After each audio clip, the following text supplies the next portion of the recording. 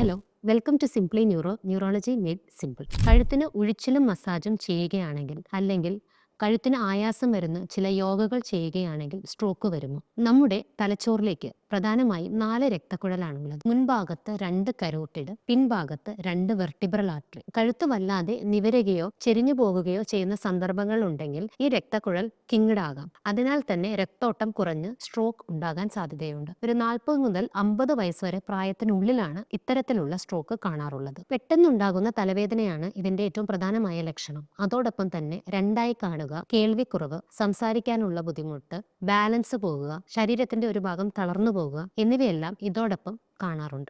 Road traffic accident, ഭയങ്കരമായി തുമ്മുകയും ചുമയ്ക്കുകയും ചെയ്യുക, നമ്മുടെ തോളിനും ചെവിക്കുമിടയിൽ മൊബൈൽ ഫോൺ വെച്ച് കുറെ നേരം സംസാരിക്കുക, യാത്ര ചെയ്യുമ്പോൾ തല ചെരിച്ചു വെച്ച് കുറെ സമയം ഉറങ്ങിപ്പോകുക, ഇതെല്ലാം വെർട്ടിബ്രൽ ഡിസെക്ഷൻ ഉണ്ടാകാനുള്ള കാരണങ്ങളാണ്.